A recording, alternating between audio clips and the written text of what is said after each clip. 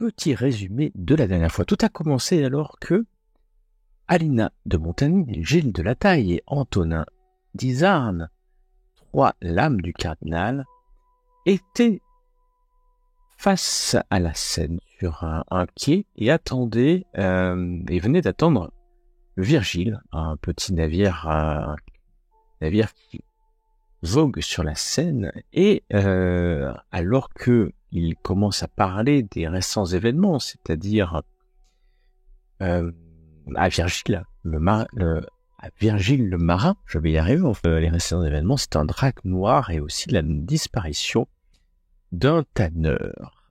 Virgile se met à courir, à fuir, mais il est rattrapé par nos 3 lames. Il rapidement l'interroge et celui-ci va avouer qu'il a transporté pas plus tard qu'il y a quelques heures le drac et sa monture jusqu'à l'hôtel de Sèvres, l'hostel de Sèvres, devrais-je dire. Et n'écoutant que leur courage, les lames retournent à l'hôtel de Chevry, s'équipent et quittent en pleine nuit la belle cité de Paris. Donc vous rejoignez l'hostel de Sèvres en pleine nuit et vous mettez dans la grange à côté afin d'étudier les allées et venues des différentes personnes. Il s'avère que, comme prévu, beaucoup de nobles, la haute bourgeoisie, sont en train de se rendre dans la vallée de Chevreuse pour une dragonnade, une chasse aux dragons, une créature draconique qui, depuis quelques semaines, sème terreur, mort et terrifie la population de la vallée de Chevreuse. Et le roi a envoyé son frère et ainsi que d'autres nobles afin de s'occuper de cette histoire au plus vite. Vous avez d'ailleurs été envoyé et mandaté par votre responsable, Chevalini, Emma, Arnaud de Lincourt, et pour aller assister à cette dragonnade. Donc, le hasard et la destinée font que les 2 routes se croisent. Vous allez voir là un officier de Sa Majesté. Et vous allez aussi reconnaître le magicien du roi en personne. Et tous les 2, cet officier du roi et le magicien, vont prendre en fait la route de l'abbaye royale, l'abbaye de Port-Royal, pardon. Et c'est à ce moment-là que le groupe des lames se sépare. Courageusement, Gilles de la Taille et Antonin décident d'aller ensemble jusqu'à l'abbaye pour voir où va le chariot, alors que Alina, seule, va se rendre au camp du château de la Madeleine qui surplombe la vallée de Chevreuse. À l'abbaye de Port-Royal, Gilles et Antonin peuvent voir par-dessus les murailles que le convoi est attendu et que les voyageurs rentrent rapidement, comme s'ils sont attendus de longue date, dans l'abbaye. Ils décident de ne pas apporter plus loin leur investigation et rejoignent Alina au camp du château de la Madeleine. Pendant ce temps, on lui va confier une mission de premier rang à Alina, puisqu'elle va devoir s'occuper de la sécurité de la duchesse de Longueville. Mais c'est une mission bien banale, puisque cette femme, la sœur du Grand Condé, s'amuse parfois au jeu de quilles, à discuter de ci, de là, sans vraiment... c'est la mission que va être confiée aussi à Gilles et Antonin quand ils arrivent. Une mission peu digne des lames du cardinal qu'ils sont. Mais plus que cela, finalement, les 3 lames commencent à aller de ci de là, protégeant la duchesse, mais aussi allons interroger Claude Pénélon. Claude Pénélon qui est le naturaliste royal. Il discute avec une bande de dracs, des éclaireurs dracs, et il va se passer une scène un peu particulière quand Alina va s'approcher et que les dracs commencent à reculer et siffler dans leur langage draconique. Et Alina ne demande pas son reste et s'en va très rapidement, comme si de rien n'était. Et la chasse va donc commencer car vous apprenez, par la rumeur, que 2 enfants ont disparu au bas de la vallée de Chevreuse. Alors que vous restez, vous, en altitude, sur cette falaise qui surplombe la vallée, vous voyez les premières chasses à courre, les scouts, les éclaireurs.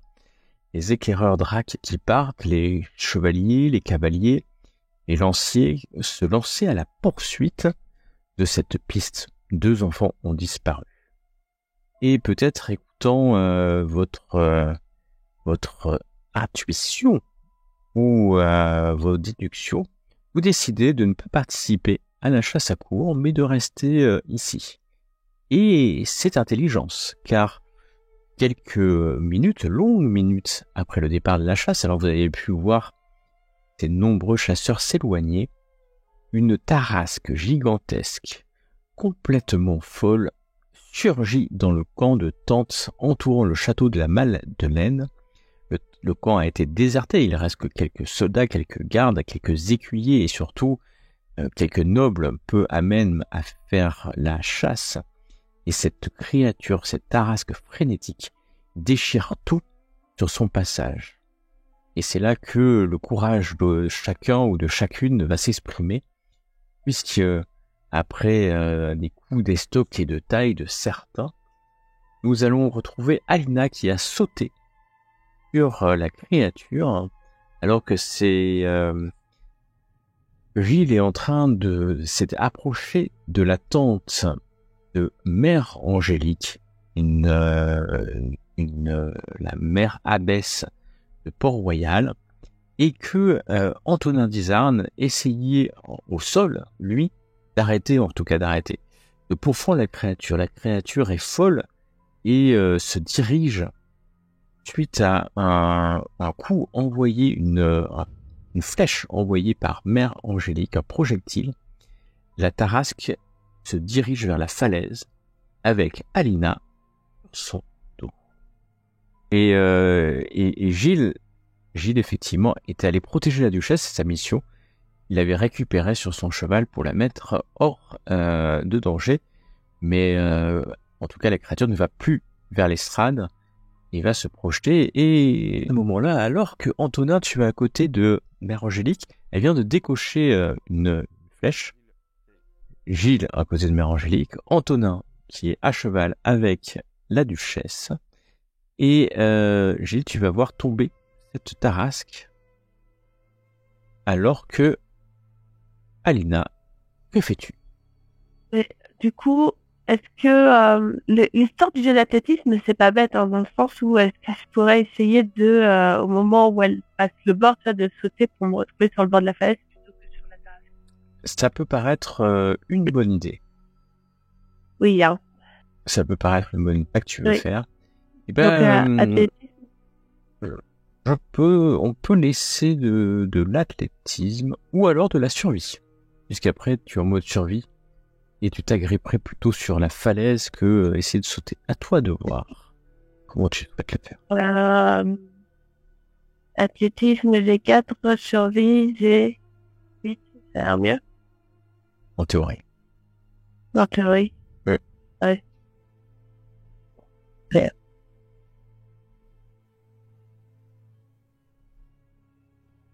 Oh, ok. Ça va bien se passer.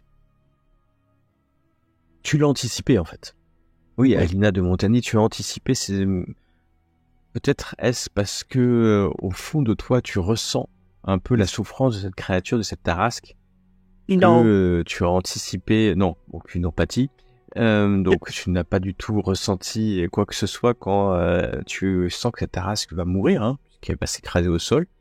Et tu as vu une branche accrochée à la falaise, une branche assez épaisse qui est d'une main, tu la grippes, monte sur cette branche, et tu regardes la tarasque écrasée au sol. Ce qui est sûr, c'est que du haut de la falaise, donc sur le plateau au-dessus, personne ne t'a vu. Et donc, Gilles et Antonin, vous avez vu Alina tomber elle était toujours sur le dos et elle est tombée. Elle doit être en train de tomber, d'hurler peut-être. Je me précipite, hein, clairement, maintenant que la mère supérieure a fait son office. Je me précipite et j'harangue les gardes, hein, pour qu'ils viennent m'aider aussi. Hein. S'il y en a qui sont opérationnels. Alors les gardes sont stupéfaits, mais tu les avais mobilisés en partie, et ça a d'ailleurs aidé au fait que la tarasque puisse être déviée. Hein. Donc tu as fait ton œuvre. Je vais quand même te demander, tu le veux bien entendu, un test de perception. J'ai là.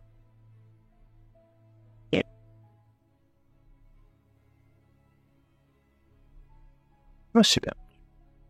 Tu as vu hein, depuis le début, et en tout cas tu t'en rappelles de la dernière fois, mais que la mère Angélique, la besse Angélique, est sortie extrêmement stoïque, sans trembler, sans comme martiale, comme une abbesse qu'elle peut être.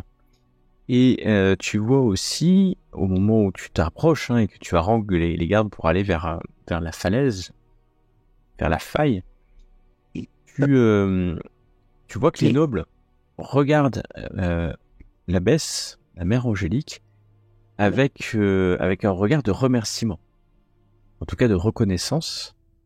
Et d'ailleurs, toi, Antonin, la duchesse te demande amenez-moi, chevalier, jusqu'à l'abbesse. Et Gilles, tu arrives au bord de la falaise.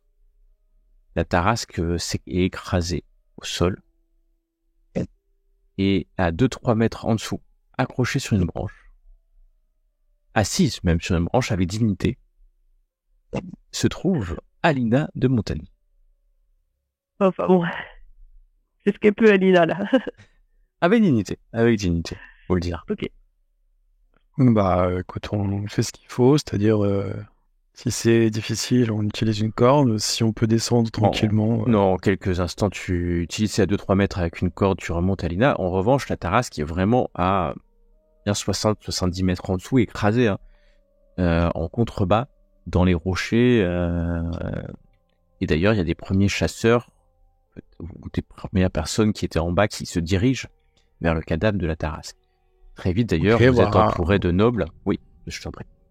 Non, bah, juste dire, tout se passe bien, Alina, tout va bien Je crois que j'ai eu chaud. Mais là, ça va, oui. Oui, on va remonter. Tu remontes et là, vous vous retrouvez avec pas mal de nobles qui étaient restés là. Il y a la duchesse, il y a Fénélon aussi. Et là, le naturaliste, vous connaissez maintenant Fénélon, pardon, pas Fénélon, c'est pas le même. Qui sont là et une petite foule commence à entourer la mère Angélique et la féliciter. D'ailleurs, même la duchesse, une sainte parmi nous, seule une sainte peut avoir la force de terrasser une créature draconique en un seul coup. Et les gens commencent à applaudir la besse Angélique. Son saint acte, faut le dire. Oui, c'est un saint acte. Un saint acte. Déposer la duchesse, je vais quand même aller quérir quelques nouvelles de notre compagnonne pour voir si elle s'est écrasée en bas ou si elle a trouvé tu une astuce pour survivre encore. Elle est au milieu de la foule. Je sais pas trop comment elle a fait pour remonter. Mais elle est toujours vivante, toujours de ce monde, ça c'est sûr. Increvable. Je sais pas si c'est une bonne nouvelle ou pas. J'y réfléchirai ultérieurement. Voilà, ça va se calmer. Le gouverneur de la forteresse de la Madeleine va d'ailleurs faire descendre quelques gardes afin de calmer tout le monde. Il faudra quelques temps, peut-être une demi-heure, 1 heure pour que les chasseurs reviennent. Les corps de chasse commencent à résonner dans la vallée pour avertir le corps expéditionnaire que ce n'est plus la peine de chasser puisque, a priori, vous avez trouvé la créature. Est-ce qu'on va bien jusqu'à la tarasque en attendant, avant qu'ils arrivent, pour aller regarder un petit peu l'état de cette bête, pourquoi elle a attaqué de manière aussi féroce, est-ce que est-ce qu'il y a des traces, est-ce qu'il y avait quelque chose, un outil planté qui l'énervait, qui l'a mis dans cet état. Et sinon, j'avais une question complémentaire. Au moment où Alina l'a blessé, tu as parlé d'un sang doré. Je voulais savoir si nous l'avions vu, nous, ou pas. Oui. Ok. Donc ça m'intéresse aussi d'aller regarder un petit peu ça, même si j'y connais pas grand-chose au Tarasque, et éventuellement, j'embarquerai bien le naturaliste avec nous. Ah, Claude Pénélo. Donc, tu vas descendre, Gilles, que vas-tu faire? Moi, je vais préciser à Alina que j'avais malgré tout confiance en ses actes, mais que j'ai fait appel à la mère en aide supplémentaire. Et je pense que c'était pas une mauvaise idée. On pourrait peut-être aller la remercier. Je pense qu'elle est en partie responsable aussi de ta survie, ou en tout cas du fait que tu n'es pas tombé de cette hauteur. Je vous remercie, Gilles, monsieur de la Taille, d'avoir fait appel à la mère. Après, là, je pense que je vais plutôt aller voir la Tarasque, et de toute façon, elle ne l'a pas fait pour me sauver la vie. Soit. Je me tourne avec la cape dans le vent. Comme un prince. Et donc, Alina et Antonin, vous allez descendre, tandis que Gilles, tu vas aller peut-être remercier, ou en tout cas t'approcher de... Eh bien, on va commencer par toi. Alors que tu arrives, il y a du monde autour, beaucoup de la félicite. Et tu la sens, mais peut-être que tu avais perçu ça au moment de la quitter. Tu sens une certaine fierté, une certaine orgueil peut-être à l'avoir fait. Et d'ailleurs, certains disent qu'elle est à l'égal des louves. Les louves, ce sont ces abbesses, ces sœurs qui sont spécialisées dans la chasse des dragons. Mais c'est pas l'ordre de Port-Royal. Donc c'est comme si elle était au niveau des louves. Cette mère Angélique, et elle profite de sa notoriété. D'ailleurs, autour, tu vas entendre que certains commencent à faire tourner la rumeur que nous avons affaire à une sainte, la sainte Angélique. La rumeur va même être colportée par la duchesse Longueville en personne. Et moi, je souhaite... Excuse-moi. Vas-y. Je souhaite jouer un peu des épaules pour me rapprocher et pour lui rappeler à son bon souvenir que c'est moi qui l'ai appelé, et que c'est en partie, je lui glisse un peu, c'est en partie grâce à moi qu'elle a fait cette intervention qui certainement lui sera bénéfique pour son futur. C'est à ce moment-là elle va te remercier, et puis tu t'es approché, t'es près de la tente, et là tu te rends compte que pourquoi elle avait déjà son arc à la main quand elle est sortie.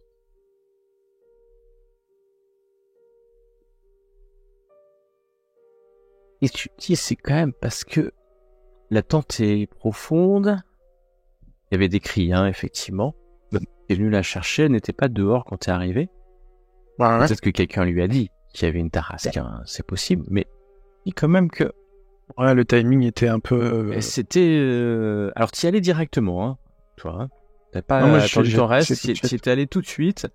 Donc peut-être ça a suffi, mais maintenant tu regardes, tout ça te paraît un peu rapide. Après, dans le combat, ça se passe vite. Mais elle va te remercier, pas plus que ça, puisque c'est elle, l'héroïne de la journée. Juste, elle a des suivantes, j'imagine. Alors oui, il y a des sœurs avec elle, des novices.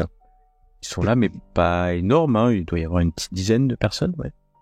Ouais, un peu plus tard, j'essaierai de discuter avec une de ces personnes qui me paraît le plus abordable. Ok, d'accord. On va descendre avec Alina et Antonin en bas de la falaise. Il vous faut peu de temps pour y arriver. Et vous allez voir un corps écrasé. Alors, Claude Pénélo est avec vous. Tu lui as demandé de venir, il n'a aucune raison de ne pas venir. Et vous allez contempler cette créature. C'est énorme, C'est énorme. Et vous dites que c'est quand même... Alors, il n'y a pas besoin d'être grand clair pour se dire que c'est quand même compliqué de ne pas l'avoir vu s'approcher du château de la Malène. C'est quand même compliqué depuis plusieurs semaines, plusieurs jours, que des chasseurs ne l'aient pas vu parce que ça doit laisser des traces immanquables. Hein. Il n'y a pas besoin de faire de jet pour ça, c'est quasi évident. Mais on ne sait jamais, les tarasques sont peut-être pleines de ressources. Vas-y. Je voudrais savoir ce sang doré qu'elle a. Est-ce que c'est toutes les tarasques qui ont ça? Oh, ah non, à ta connaissance, aucune tarasque n'a de sang doré. Sang étrange, un peu doré. Aucune, mais de toute façon, maintenant que tu t'approches et que tu sens, tu as envie presque de boire ce sang, Alina. Ça sent la Luscane. Ça pue, Et loin le scab. Éloigne-toi un petit peu pour avoir une vue qui surplombe un petit peu pour mieux admirer la tarasque. Oui, crois t'as que juste ce serait envie mieux. que je... Ouais. Non, mais... Ouais, elle est gavée de Luscane dorée. Mais gavée. Hein. Et d'ailleurs, Pénélope il va faire la même constatation que vous. Il n'y a pas besoin d'être naturaliste Il faudrait royal. prendre un échantillon. Il va prendre un échantillon. Non, je ne crois pas. Oui, Monsieur Pénélon va le faire. Oui, Alina. il va prendre un échantillon. Quel effet pensez-vous que une absorption massive de Luscium doré puisse avoir sur ce type de créature? Je ne sais pas. Les tarasques ne sont pas des créatures intelligentes. Elles ne consomment pas de Luscane doré. Il n'y a une raison. Puis elles n'ont pas de pouvoir magique qui pourrait... La Luscane ne pourrait du coup pas leur développer leur pouvoir magique. Vous voyez ce que je veux dire? Tout ça... Pourquoi quelqu'un lui en aurait fait boire éventuellement? La seule chose que je vois, c'est la folie.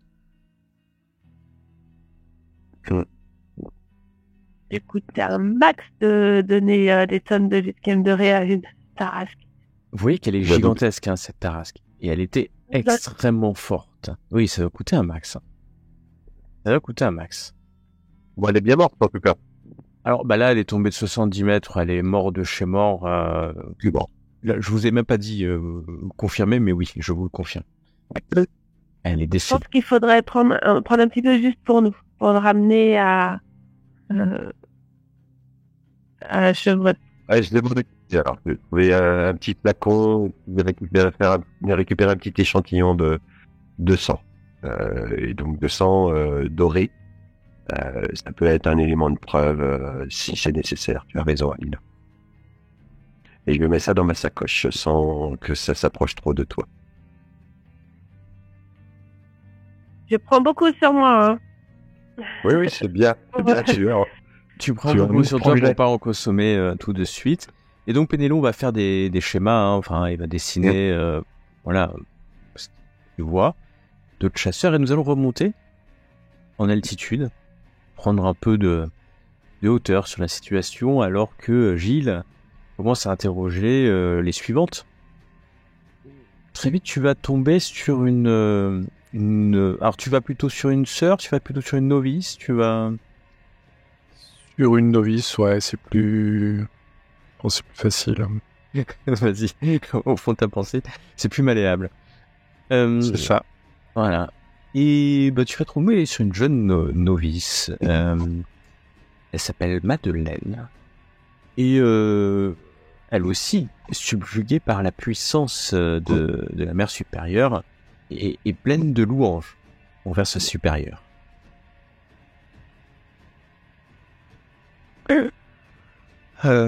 Étonnant la puissance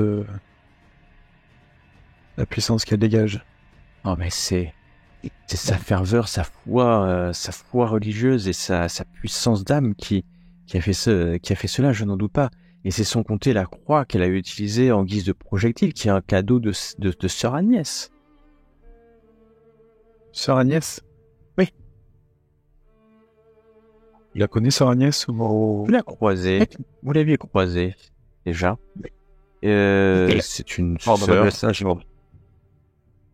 qui qui fait partie du même ordre en réalité. Elle ressemble toujours à ça. Et maintenant que peut-être que ça te dit quelque chose, tu l'avais vu. Et elle faisait partie de ceux qui bénissaient la foule. Et maintenant que tu la vois, elle me dit ça, tu jettes un coup d'œil et tu vois que sœur Agnès est avec un homme, mais elle vient de monter à cheval. Il y a un homme à côté, mais l'homme a un feutre suffisamment grand pour que tu ne vois pas son visage, et les deux personnes partent en direction certainement de Paris ou de l'abbaye de Port-Royal. Ouais. Bah oui, et elle te tient un peu la manche, hein, parce que tu lui parlais. Oui, c'est un artefact que sœur Agnès a ramené de Terre Sainte. De Terre Sainte, je vous le dis, il est dans les mains de la Sainte. Oui, de la Sainte Angélique, car bientôt ça sera son nom, je n'en doute pas. Elle a fait des merveilles. Des merveilles.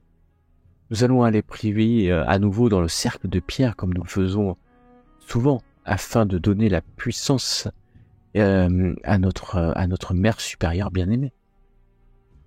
Ouais, non, c'est étonnant. Vous savez si ce projectile disparaît lorsqu'il est utilisé? Ah non, non, ou pas, je ne sais pas, c'en est trop, je ne sais pas.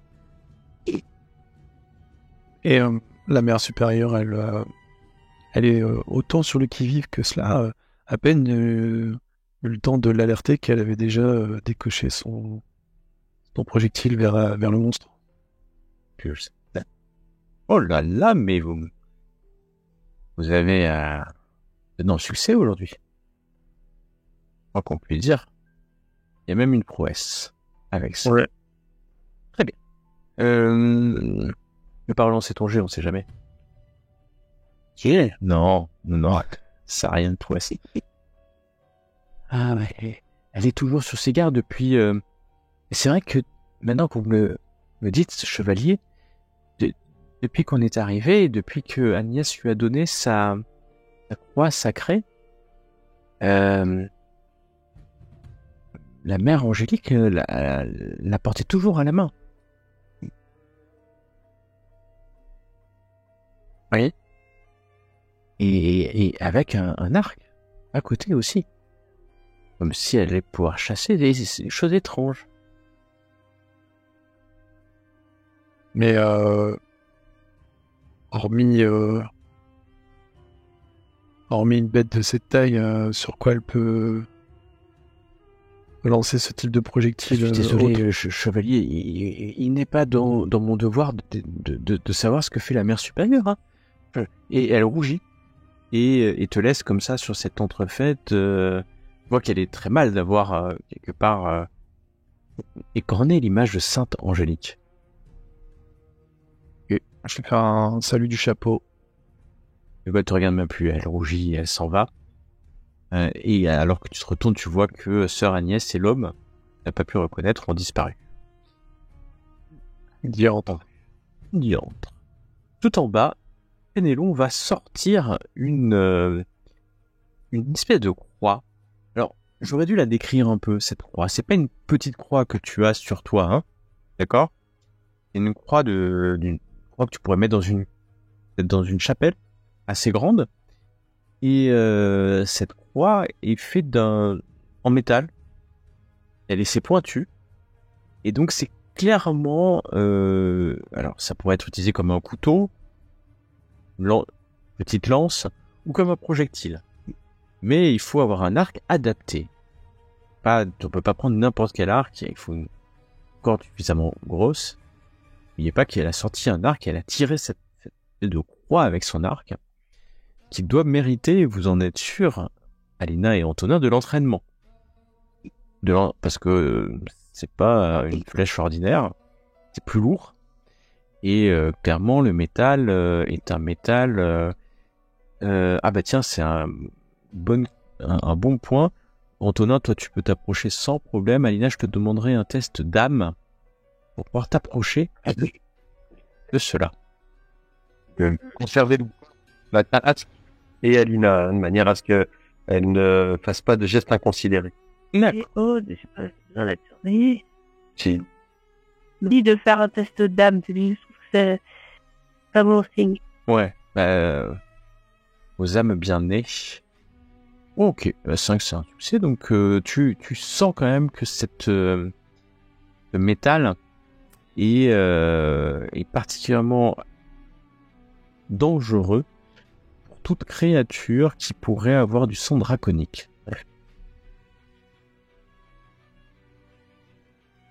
Je garde une distance polie et raisonnable. Et respecté. Voilà, je respecte beaucoup cette personne. Et donc Claude Pénélon va prendre... Oui. Ah bah, Claude la prend. Oui, il faudrait la restituer à Mère Angélique. Et ben, il va t'attendre et te dire, n'hésitez pas. Il va t'attendre peut-être à Lina, alors, si tu peux pas la récupérer. Non, toi, tu vas la récupérer. Non, mais t'as l'air parti avec l'échantillon de sang, là, vas-y. Je fais collecteur d'indices. On va remonter, parce que je pense pas qu'on ait grand-chose de plus à voir là en bas. Ils vont remonter pour voir... Vas-y, je t'en prie. Oui, bah donc pour essayer de voir Mère Angélique, et puis moi je me dis en cheminant, et je le partage avec Alina, que a priori il devrait plus y avoir trop de risques au château de la Madeleine, et que je pense que nous allons pouvoir nous diriger vers Port-Royal, par où a transité la Jusquiame. Enfin, vers l'abbaye de Port-Royal. On va faire ça. Juste comme on est tous les deux là, on est que tous les deux là. Oui, vous remontez, vous êtes. Il y a du monde, mais vous pouvez vous parler en toute discrétion. T'as pas quand même l'impression que c'est une énorme mise en scène? Moi, j'ai l'impression que, en tout cas, quelqu'un, cette Tarasque qui était peut-être tout à fait paisible, a été emmené tranquillement, paisiblement à proximité du camp, et a été drogué et jeté sur la foule. Alors après, une mise en scène, je sais pas. Non, mais, est-ce que elle est arrivée exactement comme il fallait? Il y avait plein de gens, finalement, quand il fallait, avec des spectateurs, à côté d'une falaise. Ça aurait pu faire un carnage, en fait. Et tout était bien pour le spectacle. Ouais, mais donc, tu étais là pour sauver la situation. C'est le bout de métal en forme de croix, là. Ah, ouais. Toi, moi, j'imaginais plutôt un attentat bien préparé. Toi, tu penses que il y a eu une manipulation? Je pense que c'est volontaire.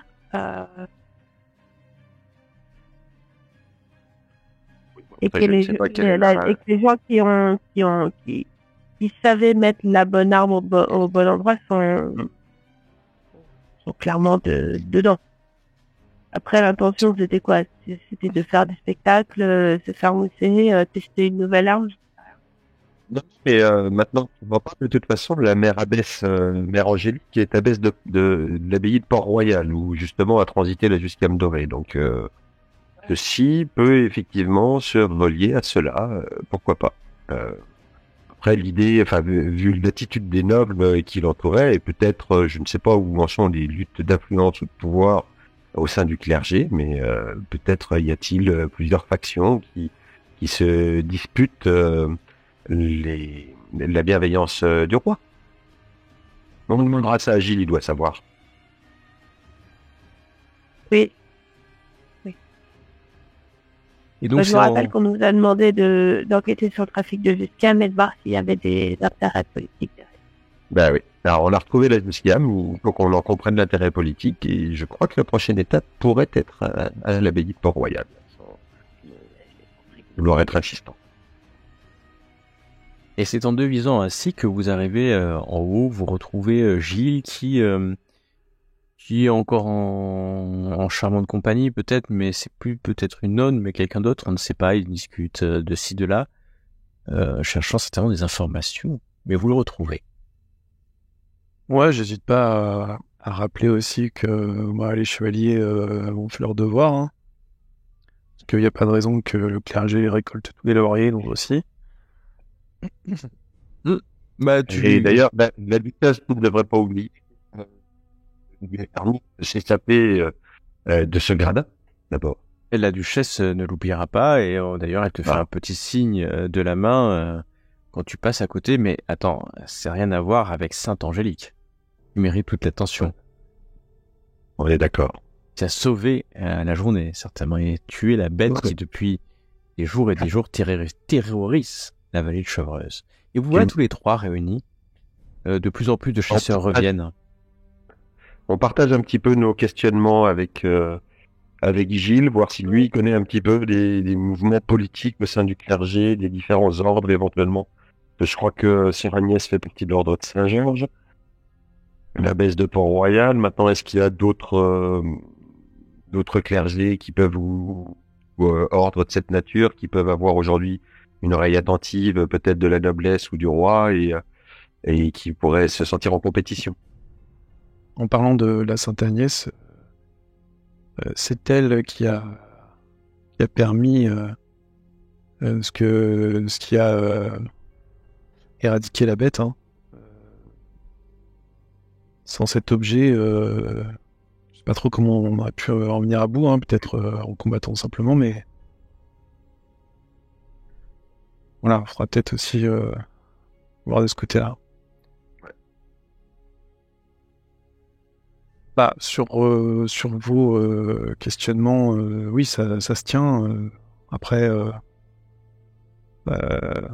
ce sera jamais officiel et on n'aura jamais de confirmation de cela. Ça va être à nous de fouiller, hein, de chercher. Hein. En tout cas, j'ai pas entendu parler de ça.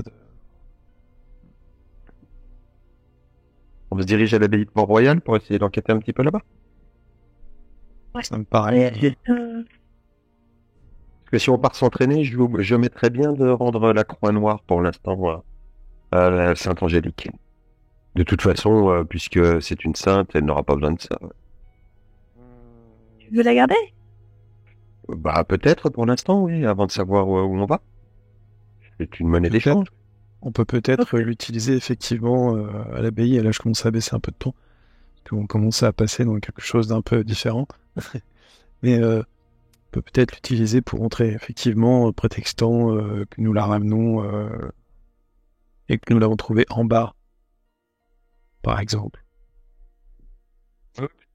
Moi, Alina et moi n'avons pas dit.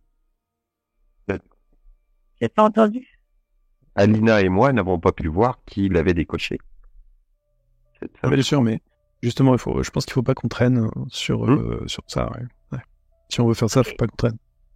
Il y a juste un truc sur lequel on va parler, en fait, mais ça peut être un chemin, en fait. On n'avait pas en cause le fait d'y aller. J'avais noté la dernière fois qu'on avait appris que il y avait des enfants qui avaient disparu proche de Senlis. Et je me rappelle plus du tout où c'est Senlis. Alors, c'est au nord de Thiamène. C'est en dessous de Dampierre. Alors, vous êtes au château de la Madeleine, présentement.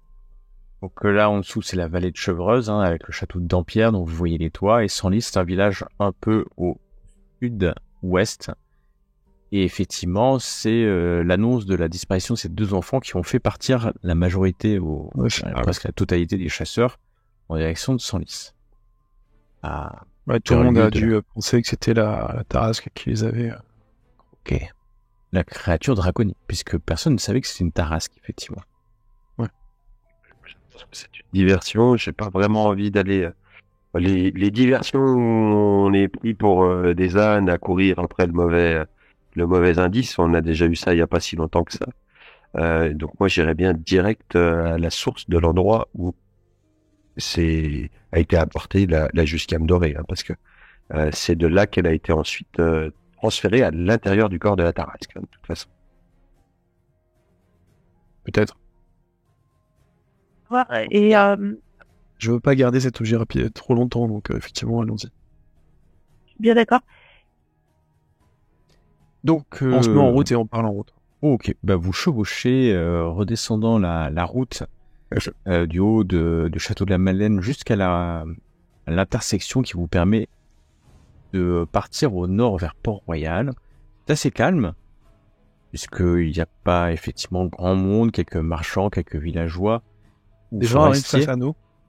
Oui, il y en a parfois des gens qui arrivent face à On vous. voit quelqu'un propice à pouvoir accueillir ma question. Je demande si quelqu'un a croisé Agnès ainsi que l'homme.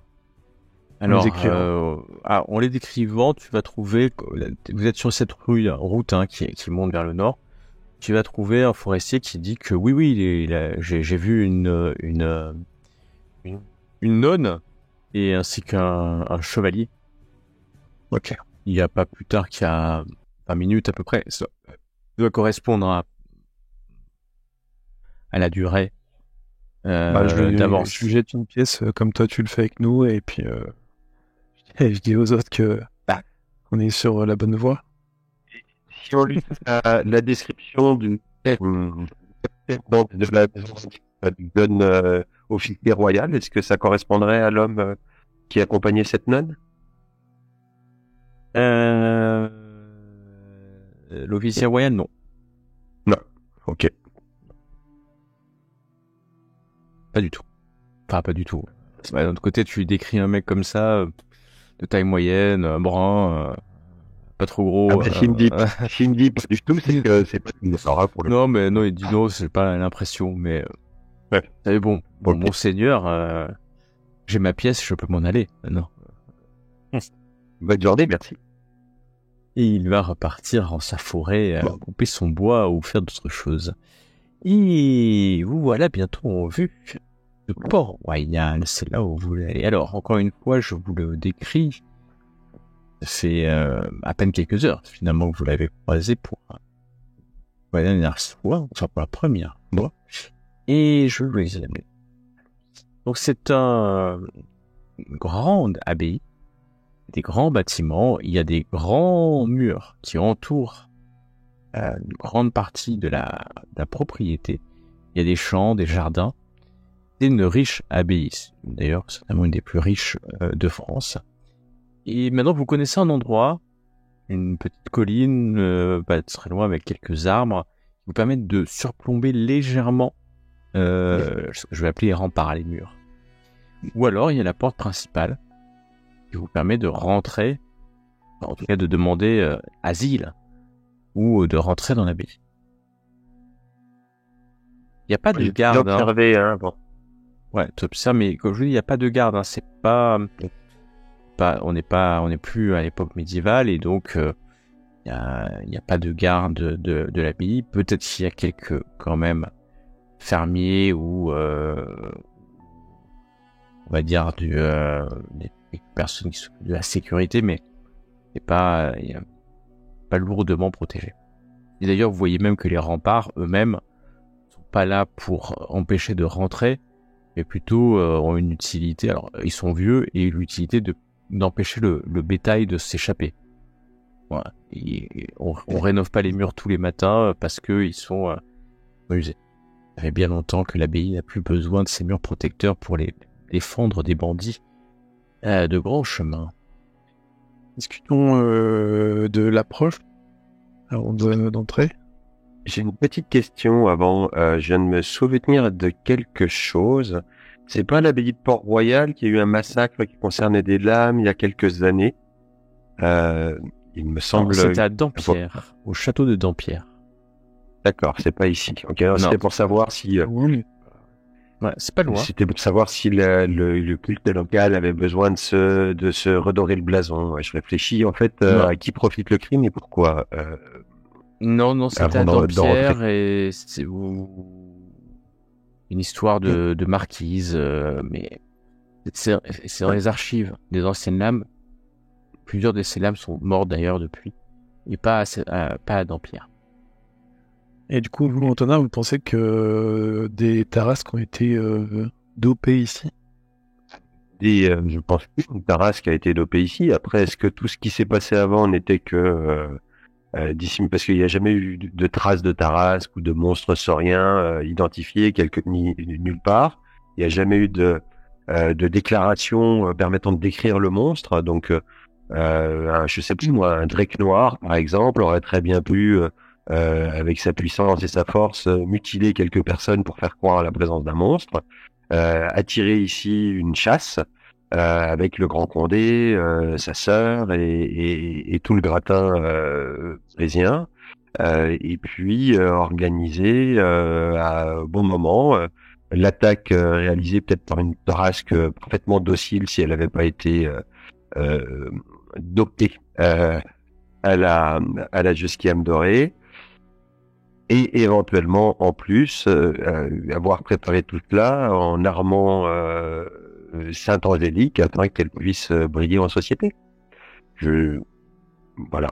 Après, pourquoi faire ça, c'est bien ce qui m'embête. Et rentrer dans l'abbaye pour rapporter la croix et du coup nous faire remarquer sur place, il pourrait très bien nous dire « Oh, c'est gentil, merci pour le voyage, au revoir, bonne journée ». Mais je sais pas si j'ai pas envie, moi, plutôt d'aller fureter. J'aimerais bien une terrasse que ça laisse vachement de traces. Je pense déjà avant de rentrer dans la ville, de tenter quoi que ce soit, prendre le temps de faire le tour et voir s'il y a des traces de passage de tarasque autour de la ville. Pour élargir à ce moment-là, pour voir si un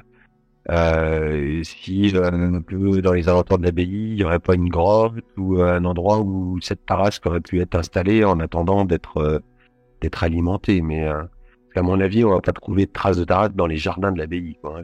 Non, mais aux alentours. Ouais.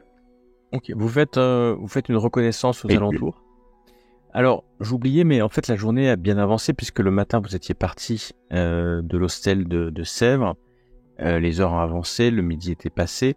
Donc, on n'est pas encore au niveau du crépuscule, mais l'après-midi est bien avancé. Quand vous commencez à faire le tour. Alors, c'est une grande propriété. Très, très grande propriété. Et au premier tour que vous faites, comme ça, vous cherchez quoi exactement? Parce que c'est pas très clair ce que vous cherchez. Peut-être un espace un peu en contrebas avec une petite fenêtre. Avec où il pourrait éventuellement y avoir une grotte ou un garage à Tarasque. Un garage à Tarasque. On cherche un garage à Tarasque. Okay. J'aurais pas pu le dire mieux. Eh ben, c'est une... Vous allez tous me faire un test ça va être de survie. Vous êtes en extérieur et vous allez chercher à pister, à trouver. Donc ça va être de la survie. Ah là là là là là là là là là là là, oh punaise. Oh là là, celui-là, je sais pas qui a fait 25, mais c'est moi. Ouais. Du coup, moi je sais plus trop quoi faire. Hein. Alors, il y a c'est bon, j'ai un A, j'ai un 4. C'est bon, je préfère ces jets-là. Alors, va falloir que je gère un truc qui s'appelle 5 prouesses. Je le relance si tu veux. Non, si tu veux. Bon, écoute, déballe le scénar, hein. Je pense qu'on a tout compris. On va faire un 6. Hein. Pas. Alors que vous faites le tour,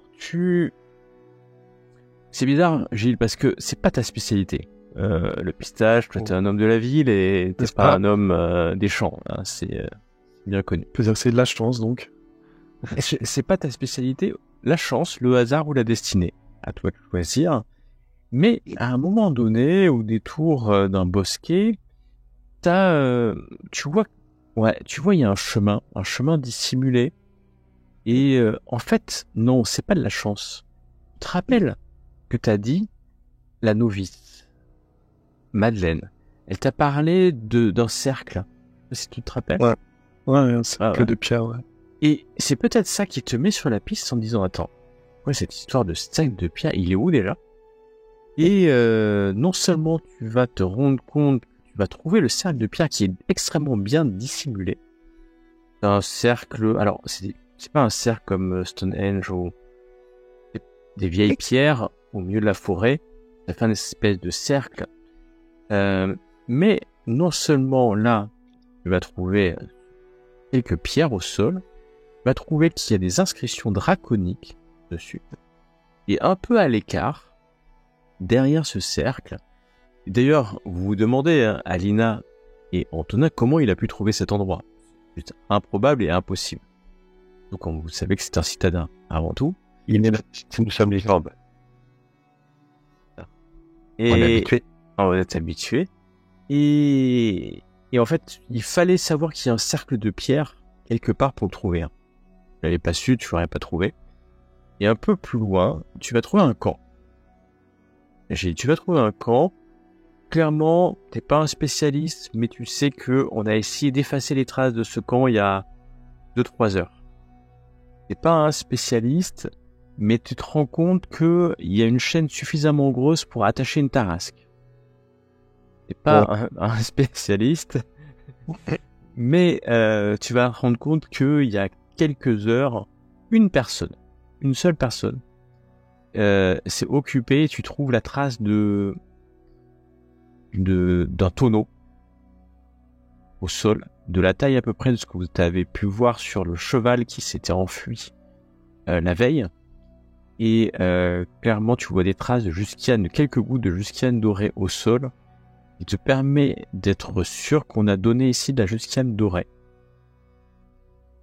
Et je te le donne, celui-là, puisque c'est la prouesse de la prouesse. Tu vois une étoffe de tissu sur laquelle on a dû mettre de la jusquiame dorée. Et cette étoffe, dernière fois que tu l'as vue, le même étoffe, c'était un mouchoir utilisé par la duchesse de Longueville. Et le mouchoir de la duchesse de Longueville, c'est un morceau découpé dans cette étoffe.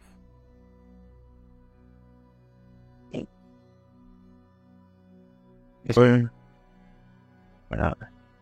Et on a essayé d'effacer. La nuit est en train de tomber. Le crépuscule. Et là, la nuit tombe. Vous entendez le son de la cloche de la chapelle, ou l'église même peut-être, de l'abbaye. Il demande à... Moi, je précise à mes acolytes que Il y a bien fait longtemps, en fait, depuis le début. non, que l'initié avec qui j'ai parlé m'a bien précisé qu'ils ont prié à ce cercle de pierre. Il n'y a aucun doute sur le fait que l'abbaye est en lien direct avec tout ça. Les signes draconiques, Alina, les signes draconiques sur les pierres, ça te dit quelque chose? Pourquoi ça me dirait quelque chose? J'en sais rien, moi, parce que tu fais bouillir l'eau de la Seine. Ça me dit quelque chose? Eh ben, fais-moi un test de magie.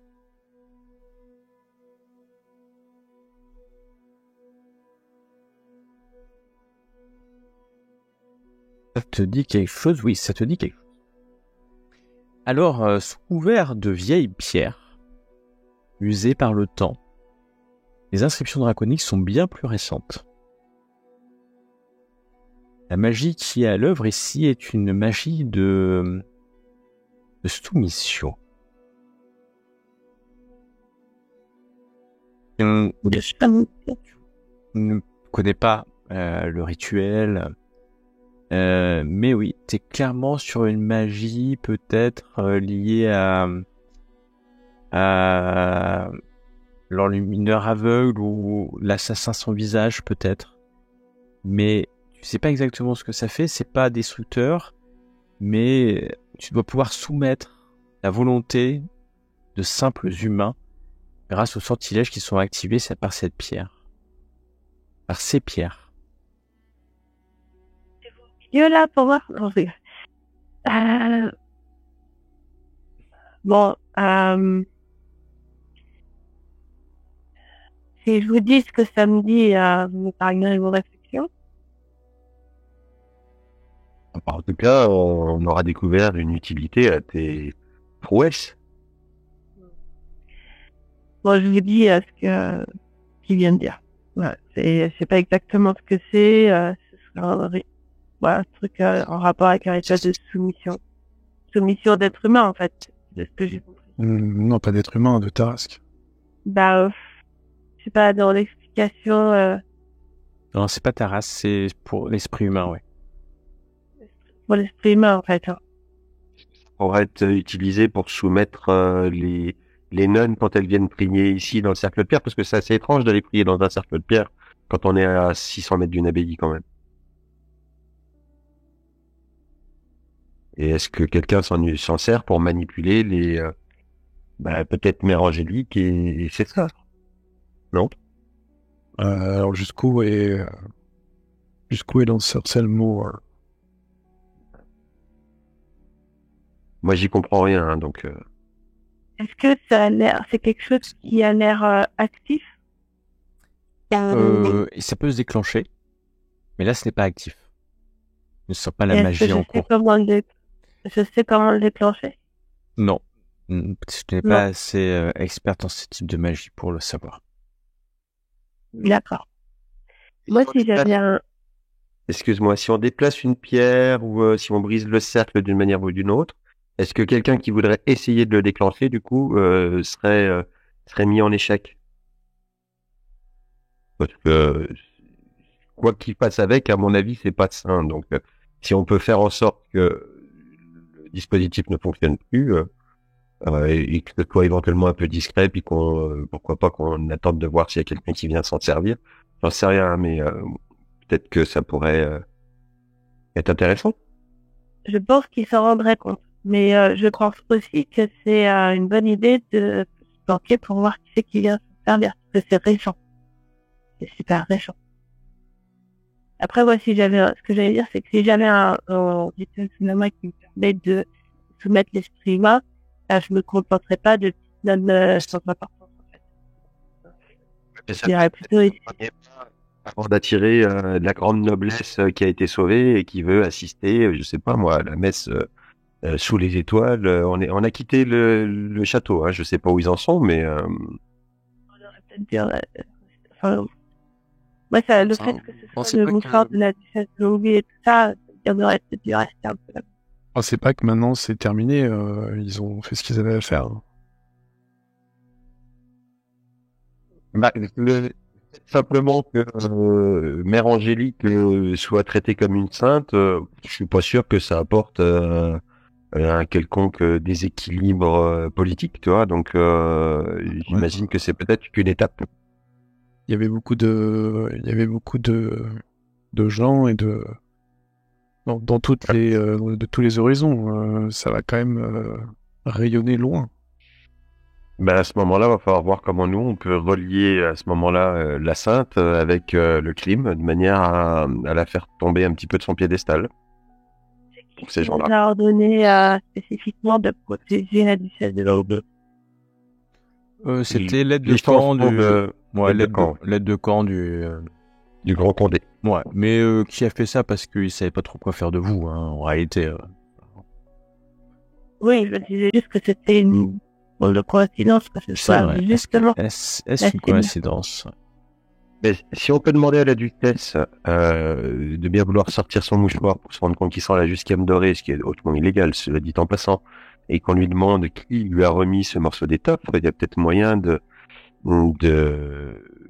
l'amener à réfléchir sur sa sainteté, la Mère Angélique. Je sais que c'est mieux de pas se séparer, mais moi j'aurais bien aimé qu'il y ait un autre qui reste quand même pour voir s'il y avait de l'activité autour de ça.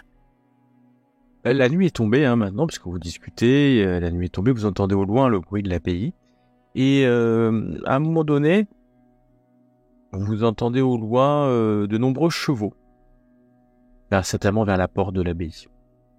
Moi je dis de nombreux, c'est pas des centaines, hein. Suffisamment de chevaux pour que vous les entendiez piaffer, hennir, et comme si un groupe assez conséquent arrivait à l'abbaye. Le cercle de pierre, là où on se trouve, il y a forcément un accès direct du coup de l'abbaye. Une porte oui, dans toi, le mur. maintenant t'as bien vu, donc oui, il y a une petite poterne dans un mur, et alors ça fait vraiment pas chemin parce que ça passe dans un fossé avec un peu d'eau, mais effectivement de cette poterne en peut-être 5 minutes de marche, on est dans la forêt ici. Attends, je peux te suivre. Dis, refais voir. Donc oui. alors Sur la carte, il n'y a pas vraiment de carte, hein, mais je te dis tel quel, il y a pardon. Ouais, non. Non, On bah va pas écoute, Donc tu vois, il y a le mur et puis il y a une petite poterne et ça passe par un fossé. C'est très dissimulé, hein. Tout ça et en 5 minutes à pied, tu peux être là, quoi. moi j'irais bien quand même voir ce qui se trame. Hein. Bien être sur la vie, hein. De toute façon, on est pas loin et on peut garder à l'œil en même temps ce lieu. De toute façon, s'il y a du monde qui vient, ils vont avoir des torches, des lumières. Enfin, ils vont pas marcher dans le noir. Hein. Puis si nous on vient d'ici, logiquement on va les croiser.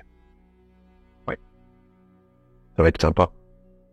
Et donc vous passez par la porte principale vers la poterne. Vos chevaux la sont poterne, où d'ailleurs? ouais. Vous mettiez vos chevaux où? Vous êtes toujours sur vos chevaux? On va essayer de les dissimuler un peu à l'écart. D'accord. Vous les planquez un peu à Ouais. l'écart. L'abbaye, les croix bizarres, tout ça, moi je resterais bien un peu en retrait. Et genre, je vais sur vos arrières. Position stratégique, il en est.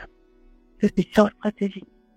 Un peu Alina, dans l'ombre, tu vois. Si vous rentrez par la grande porte avec les cheveux et tout ça, moi je reste un peu dans l'ombre à l'extérieur. Non, on passe pas par la grande porte. Hein. Là, On va passer sur la poterne. On passe par la poterne en discrétion là.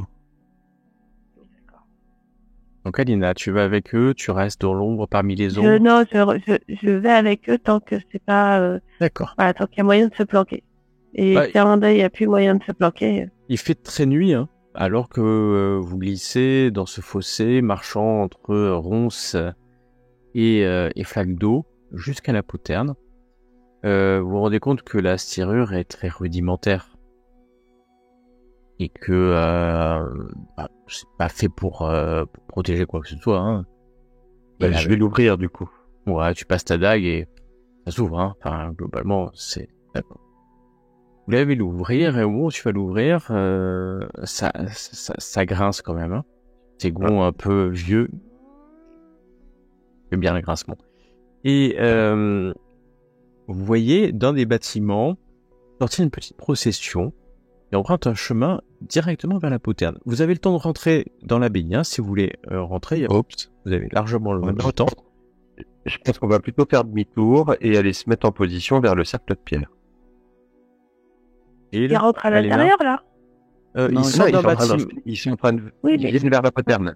Mais c'est... Enfin, non, je sais pas ce que je veux dire. Ils sont, en fait, C'est ils notre- ouvrent. Vas-y, Jean, pose ta question. Je dis que c'était peut-être notre chance de rentrer à l'intérieur. Ah, vous pouvez rentrer à l'intérieur. Bah, ça Aucun dépend. problème. Est-ce qu'on veut voir ce qui se passe au cercle ou est-ce qu'on veut voir à l'intérieur? Parce qu'une fois qu'on est derrière eux, si on les laisse passer, c'est peut-être plus compliqué. Alors que là, on peut aller à l'avance, se préparer vite, rapidement au cercle, Ouais, s'observer. ouais. Et vous perdez de précieuses secondes à échanger. Ah non, alors non, que non, les- je les perds Non, pas. moi. non, on va au cercle. En direction du cercle, Ouais, je perds il pas faut de bien secondes. échanger. Il faut bien échanger. Alina, Antonin, Je referme la compte porte. sur la curiosité. Je referme la porte et je compte sur la curiosité naturelle d'Alina qui souhaitait voir ce qui se passe au cercle de pierre pour qu'elle nous y suive. J'y vais. En tout cas, est-ce que tu refermes la poterne? Oui. Ok, tu la refermes. Ça grince un peu, encore une fois. J'essaye de la soulever un petit peu pour pas qu'elle grince. Ouais. En tout cas, c'est pas un petit groupe, et peut-être que justement ta discrétion est assumée par le fait qu'ils sont nombreux, mais tu vas quand même me faire un test de discrétion. Nombreux, c'est 10, 20, 30? Une trentaine. Ah oui, d'accord. J'ai un bon on peut considérer que le grincement d'une poterne correspond à une problématique urbaine. Oui, si tu veux. Ou c'est le plus un, c'est là. Non, ça c'est des gars. Voilà, ça peut donner ça. On verra. Ouais. Ok. C'est en opposition, hein. Pas. Hop, on va faire ça avec... Normalement, j'espère que vous voyez pas mes G. Mais en tout cas... Et vous voilà donc repartis, les poternes fermées, les poternes grinçantes fermées, dans ce fossé, rejoignant les environs du cercle de pierre. C'est ça ou c'est là où vous voulez aller vous camoufler, vous cacher? J'ai bien compris. Se cacher, on va un peu encercler le cercle. Si on peut se cacher de Vous manière... encerclez le cercle, vous dispersez. C'est ça, chacun Ouais. d'un côté du cercle et... Je sais pas. Je demande à mes collègues. C'est soit tous les trois au même endroit, soit un peu dispersés pour. Ouais, enfin, bon, heureusement qu'il y a la nuit qui va nous aider, mais parce que moi, c'est pas trop ma spécialité d'être discret, mais oui, on essaie de préparer avec un peu de feuillage pour se mettre en post-observation, quoi. Mais je pense que c'est mieux effectivement qu'on soit répartis, qu'on ne sait pas exactement où ce sera le D'accord. mieux. Vous faites un comme ça, triangle. il y en a un qui se fait choper, il y en a qu'un seul qui se fait choper. Ok. Et je propose qu'on aide un petit peu Gilles à trouver la cache idéale. Ok. Ouais, je monte pas dans un arbre. Donc Parce on va que si je veux redescendre, considérer, je me pète une jambe. on va considérer que le cercle fait une dizaine de mètres de. Alors c'est pas un vrai cercle, hein, c'est des pierres, hein, donc, mais une dizaine de mètres de rayon, donc 20 mètres de diamètre, c'est assez grand.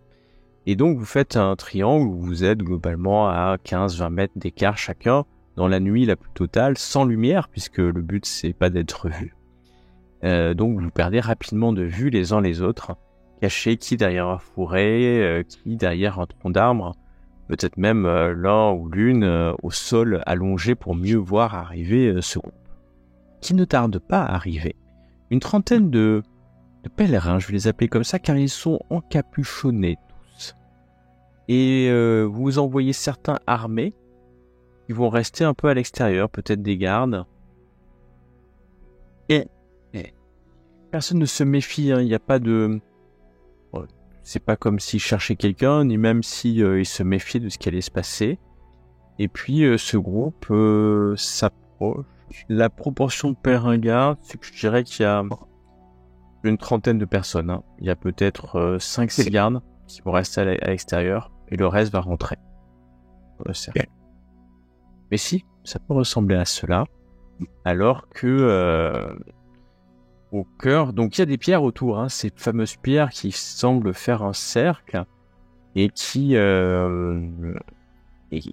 et au milieu, quelqu'un vient allumer un cierge. C'est vraiment un cierge qu'on allume. Ça a l'air d'être assez religieux. Est-ce que ce sont des femmes? Est-ce que ce sont des hommes? C'est pas évident, ils sont tous habillés pareil. Mais à l'extérieur, ce qui est sûr, c'est que les quelques personnes qui sont restées, 5-6 personnes qui sont restées à l'extérieur du cercle, eux portent des épées, sont des gardes ou des soldats. Mais aussi, on leur a fait revêtir, ils le portent mal, cette espèce de bure, cette espèce de robe. Et commence cette trentaine, il y a un flambeau qui illumine.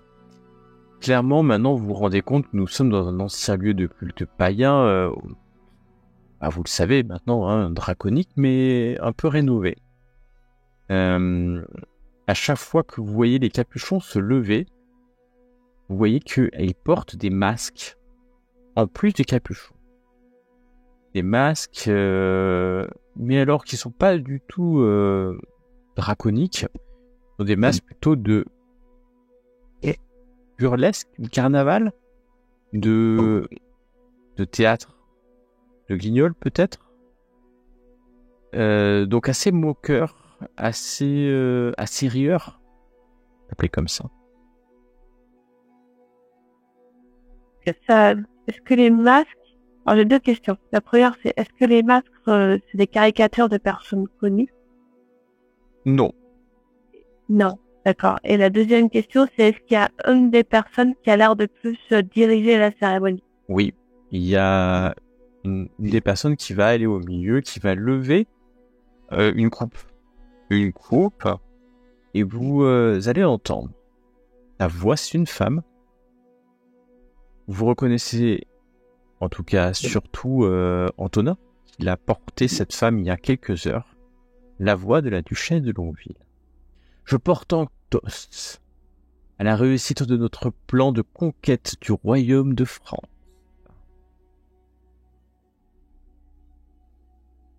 À ce moment-là, un homme sort de l'ombre. Vous ne l'aviez pas vu. Il prend la parole. Vous pouvez deviner derrière lui un drac noir. Alors que le pays se délite et se fragilise, que les nouveaux responsables sont des incompétents, il est temps de porter un coup décisif en soulevant le peuple et en le ralliant à notre cause. Demain, le royaume sera inondé d'une propagande qui nous est favorable, tandis que même le pape ne pourra plus récuser ceux qui œuvrent à Port-Royal. Chaque Auguste est prêt à faire tourner les engrenages idoines et porter haut la bannière jansénite.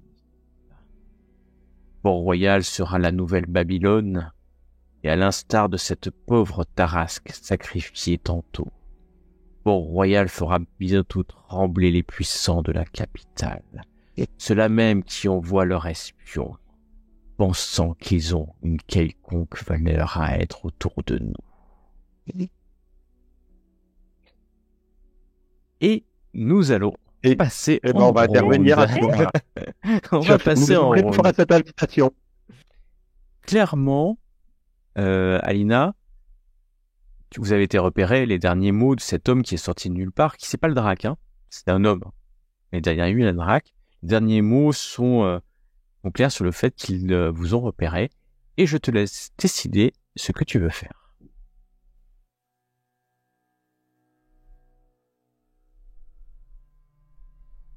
Les attaques. Tu fonces vers lui? Bah oui. Ok, tu fonces vers lui, rapière à la main, Rapière j'imagine. sortie, Eh ben, je t'en prie, tu fonces vers lui et tu peux donner un coup de rapière. Donc, n'oubliez pas, tu vas dans l'inventaire pour donner le coup de rapière. Ok, tu donnes un coup de rapière qui... Bizarre parce que j'ai vu ton jet, mais... La 5. Ah non, c'est moi. Non, excuse-moi. T'as fait... ok. Ton épée passe à travers la bure et tombe au sol. Il n'y a rien dans cette robe. Par contre, tu sens la puissance draconique en toi et la force qui te soulève en réaction. Tu t'envoles dans les airs de plusieurs mètres à l'arrière pour aller t'écraser dans un rocher. Je vais te demander, Alina, de me faire un test d'athlétisme. Réussir au maximum, sinon tu vas t'écraser violemment. La force dans mon jeu, ouais, 2, non, merde. Très bien. Donc Alina, tu es projetée. Alors vous voyez pas, il y a juste un petit flambeau. Mais Gilles et Antonin, vous voyez qu'elle vient de donner un coup de rapière dans la bure, la toge, la robe qui est tombée au sol, il n'y a rien. Et elle vient de s'envoler dans les airs, mais pas de 1 mètre, pas de 2 mètres. Et de plusieurs mètres, peut-être 10, 15 mètres, elle s'envole et elle s'écrase sur un rocher. Vous entendez un craquement. Bah, c'est pas ça, ok. Et tu viens de prendre 2 blessures, tu es secoué, estonné. C'était la robe de qui avait parlé. Oui, c'est ça qui avait parlé. Je devrais pas le faire, mais je vais le faire. N'oublie pas que quand tu loupes un jet, tu peux essayer de relancer avec un token, mais c'est trop tard. Je vais le dire tout de suite. Ouais, okay. Mais l'approche, c'est pour les autres. Donc voilà ce qui vient de se passer. Et le drac noir qui est à côté sort 2 épées. Par contre, les hommes et les femmes, parce qu'il y a des hommes et des femmes, crient autour et commencent à fuir. D'aucuns vers l'abbaye, d'autres vers la forêt. Enfin, les hommes et les femmes se dispersent en criant. Maintenant, c'est à Antonin d'agir. Allez, je vais aller charger le drac. Charge le drac. Ok, tu cours vers le drac. Je double clic dessus, je crois, pour le viser. Ouais, c'est bon, bah oui, c'est bon, il est visé là. C'est bon, ok. Tu as bien vu, entendu les os de ta compagne d'aventure se briser contre la pierre, mais tu cours contre le drac. Tout à fait. Et je cours contre le drac et je tente de lui asséner un coup de drac. Faire ton jet. Et c'est un vilain coup de... Ouais, ça fait quoi? 7, ouais. Ouais, il a combien en... Ouais, ça va... passer. Vas-y, fais les dégâts. In extremis, ça, on peut le dire. C'est pas ouais. des gros dégâts. Non, c'est pas. Il reste stoïque. Est-ce qu'il est secoué? Même pas secoué. Il reste stoïque devant toi, prêt à combattre. Tu vois cette créature qui est quand même gigantesque. Je peux peut-être même envoyer une petite image de Drak. Il y a de la classe quand même parce qu'il a une écharpe. Et c'est à lui d'agir. Il est face à toi, Ouais. Antonin, prêt à te renvoyer la monnaie de ta pièce. Ça va me permettre, ou pas que je le clique 27 fois non plus. Non, ça ne sert à rien. Hop, et il lève une lourde lame qui ne fait que passer très loin de toi. Très très loin de toi. Mais après tout, il va balancer un token. Oh, le Parce vilain. que il est pas là. Et là, par contre, ça va passer puisque je fais même 12. Donc, c'est une prouesse. Non, c'est pas une Non, prouesse, c'est pas une parce que je suis prouesse. à 9. C'est un 9, voilà. C'est ce que j'étais en train de regarder. Et donc, ce n'est pas une prouesse. Et donc, ça va te faire... Je vais quand même faire les dégâts. Ah oui, ça fait mal, hein. 12. Combien en résistance? Ça passe la résistance, quand même. 5, 7 avec l'armure, donc 7 pour 12, ça fait secouer une blessure. Je vais tenter un jet d'encaissement. Ouais, encaisse-moi ça. Ou c'est donc on appuie pour encaisser. Les vigueur là. Ouais, fais vigueur. Je fais vigueur, de toute façon, je n'ai pas de bonus spécifique. Merci, je vais parfait. utiliser un autre jeton pour relancer ça. Ouais. Ah, bah, on peut pas toujours faire des 25, hein. Ah, c'est bien, Voilà. bien, ça, c'est bien. C'est encaissé. Ouais. Par contre, il faut que j'enlève un jeton parce que j'avais pas utilisé de premier jeton pour lancer le jet du coup, dans le jet de vigueur. Hop, donc je balance le dernier. Tu balances le dernier, tu n'as plus le jeton face à ce drac. Mais j'ai réussi à esquiver son attaque finalement. Tu as encaissé l'encaisser. sur ton armure cette attaque et c'est parfait. Ah, c'est parfait, c'est ce que tu penses, en tout cas. Tu sens un courant d'air autour de toi. Les feuilles commencent à bouger. Et tu te retrouves, c'est bizarre. Alors que tu es là, tu vois des feuilles qui tournent autour de tes jambes comme ça. Pas normal. Les gens fuient. Gilles, à toi d'agir. Ouais, moi je vais courir de la vitesse maximum que je peux vers cette boule et je souhaite la défoncer à coup de pied.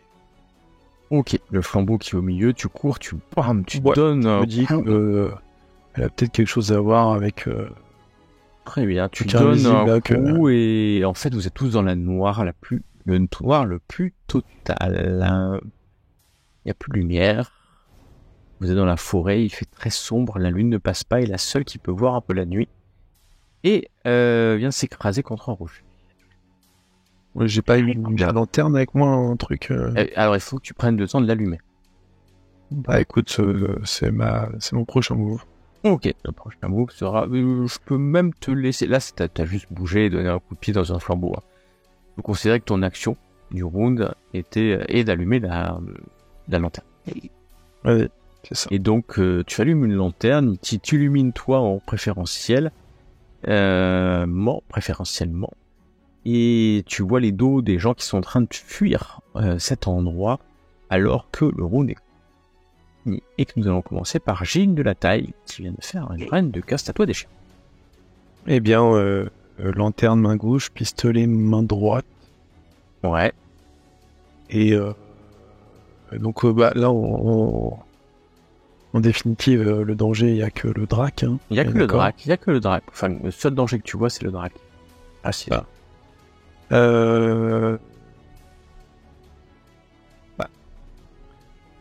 Franchement, il y a déjà Antonin au combat, donc je vais plutôt aller vers Alina, en fait. Mais je vise à droite, à gauche, sans vraiment savoir ce qui se passe, quoi.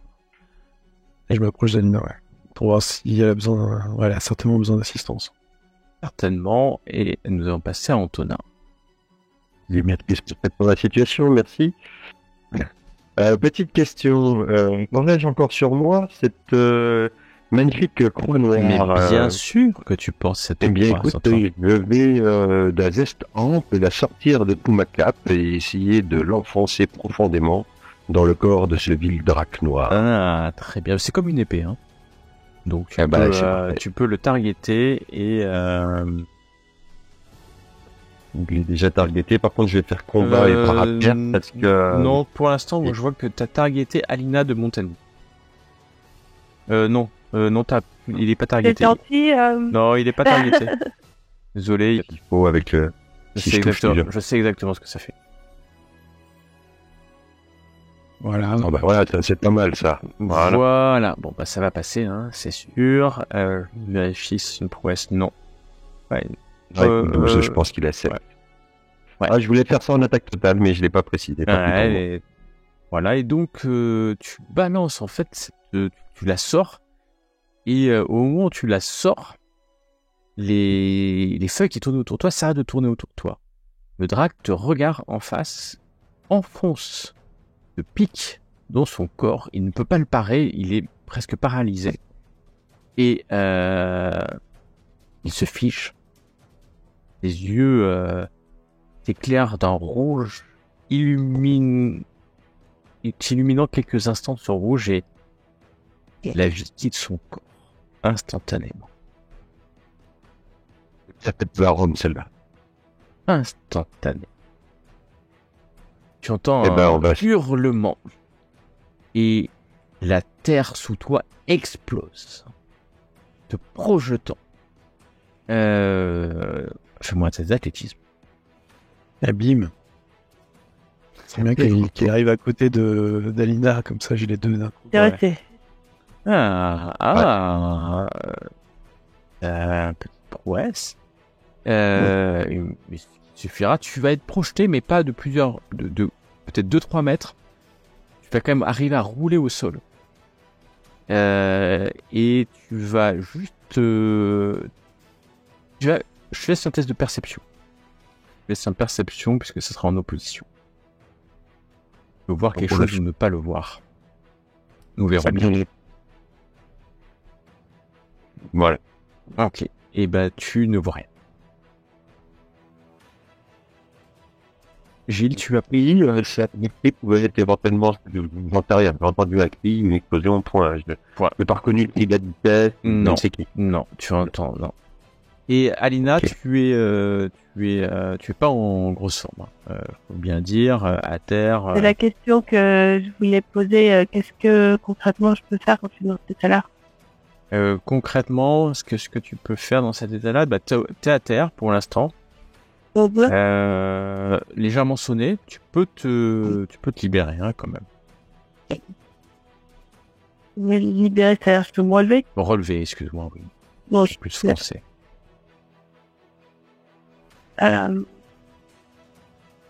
ok. T'es pas bien du tout, t'es sonné. Et t'es là.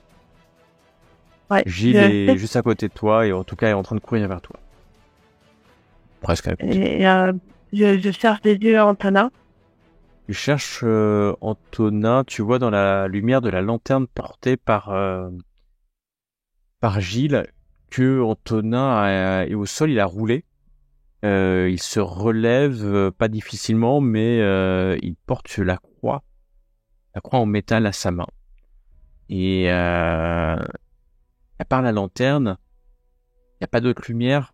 Les formes, hein, les hommes, les femmes qui étaient là ont couru, hein, je vous l'ai dit, et donc ont soit disparu dans la forêt, soit vers l'abbaye. En tout cas, Alina et moi. J'ai essayé de rejoindre. Si Gilles arrive pour m'aider, si t'arrives pour m'aider, c'est pas plus mal, mais j'ai essayé de rejoindre. Il arrive pour t'aider. Ouais. Par là. Je sais que vous allez dire que c'est une mauvaise idée, mais j'aurais bien besoin d'un serment. Ouais, j'ai ma gourde, si vous voulez. On va t'aider à monter sur ton cheval, ça te remontera. Non, mais Antonin, tu vois très bien de quoi je veux parler. Mais c'est une preuve. En plus, c'est mêlé avec le sang de la Tarasque. Est-ce qu'il y a encore du monde là où tout le monde s'est taillé? Et tout, c'est d'ailleurs, vous prenez Avant qu'on quelques fasse- instants pour discuter, et puis vous vous rendez compte que non, vous êtes dans le cercle de pierre et que vous êtes bien. Vous êtes bien dans ce cercle ouais. de pierre. Est-ce que Ok, vous êtes bah, j'en bien dans ce... Non, mais j'embarque Alina avant qu'elle Ah bah décide de alors, rester là.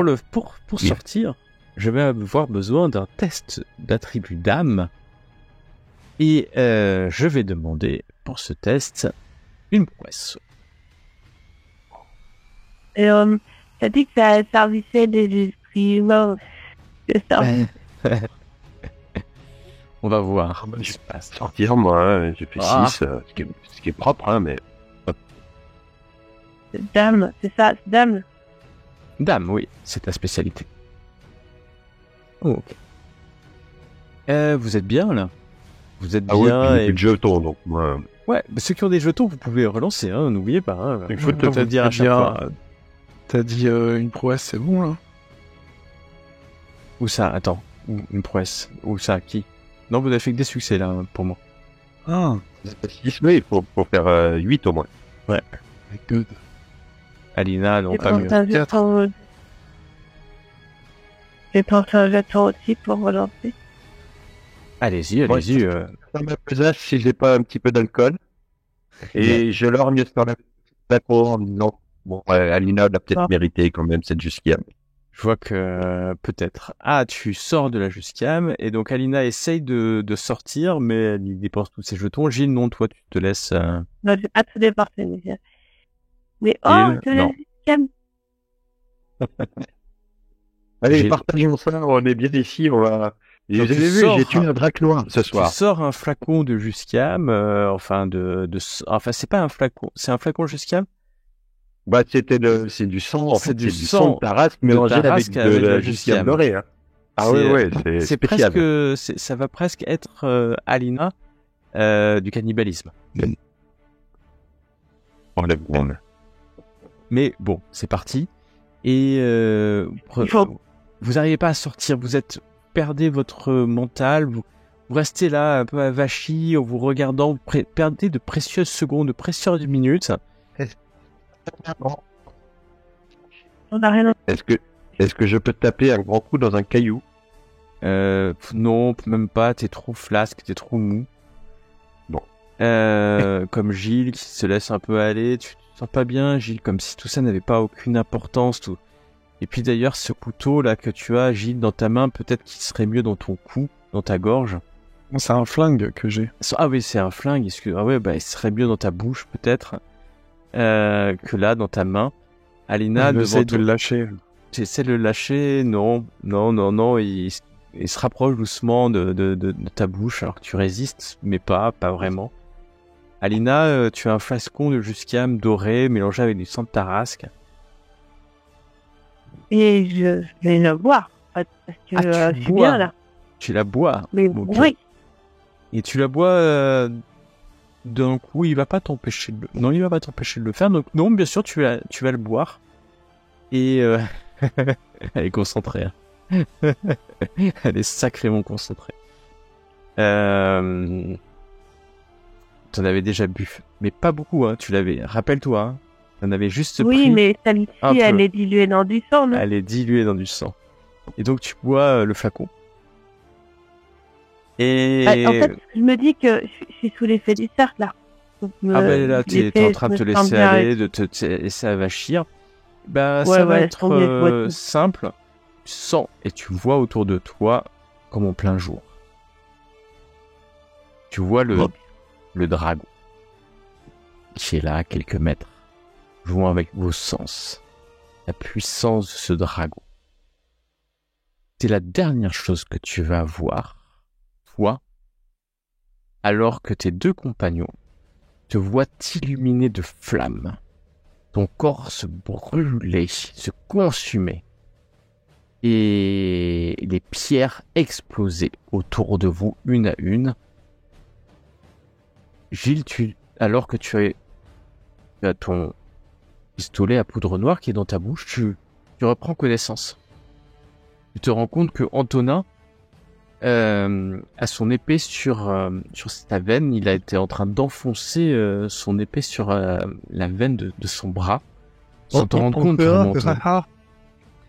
c'est à peu près ça. Et que Alina est en train de brûler, en fait. Elle est en train de brûler, mais elle ne hurle pas. Elle reste droite, stoïque, et elle brûle.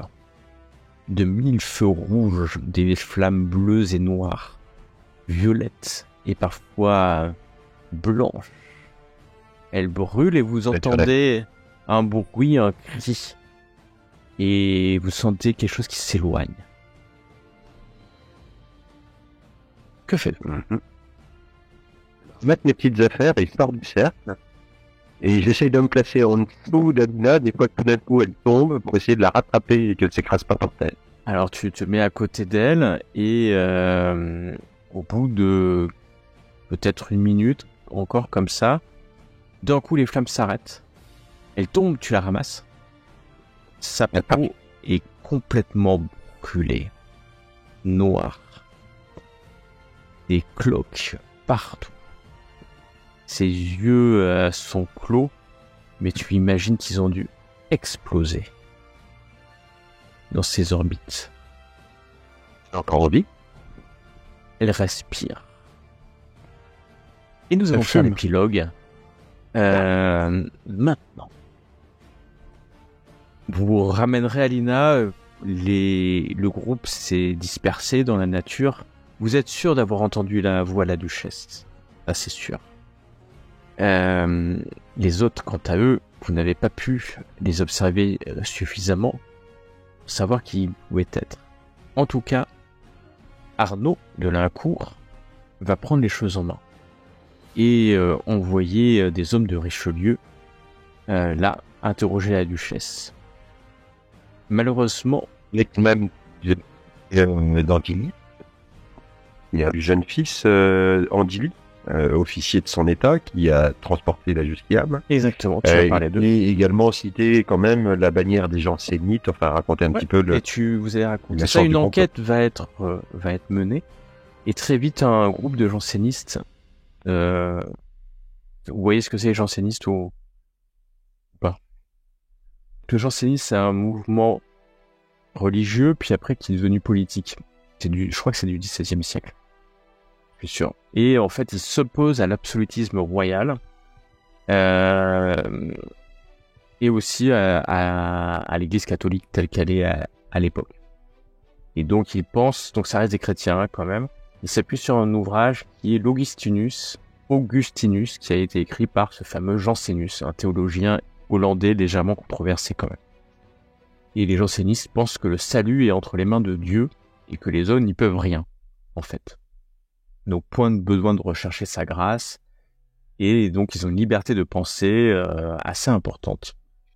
Donc, c'est un courant qui est arrivé à peu près à cette période-là, et d'ailleurs, celui qui est le leader de ce courant de pensée s'appelle Saint-Cyran, et il va s'opposer, il va même critiquer les choix de Richelieu en matière politique, et il sera embastillé en 1638. Mais voilà, c'est pour le jansénisme, qui va recueillir quand même une large sympathie par opposition à l'Église catholique et à la monarchie absolue. Donc des arrestations vont avoir lieu, et la duchesse de Longueville va être interrogée, mais c'est compliqué de toucher, surtout que vous n'avez entendu que sa voix, pas forcément l'arrêter. Et d'autres personnes vont être arrêtées, mais l'affaire va être relativement étouffée, puisque aucun vraiment témoin, aucune personne, à part ce drac noir, là celui-là, le corps est retrouvé. Quant à Alina de Montagny, il faudra plusieurs semaines pour se refaire. Ses yeux ont effectivement explosé. Mais dorénavant, tous ces yeux qui étaient de quelle couleur? Bleu, je crois, ou vert, j'ai oublié. Ceux qui observent pourront voir des yeux reptiliens. Vont pousser à la place de ces orbites vides d'êtres humains. Et sur cela, nous épisode arrêterons discret. ce soir.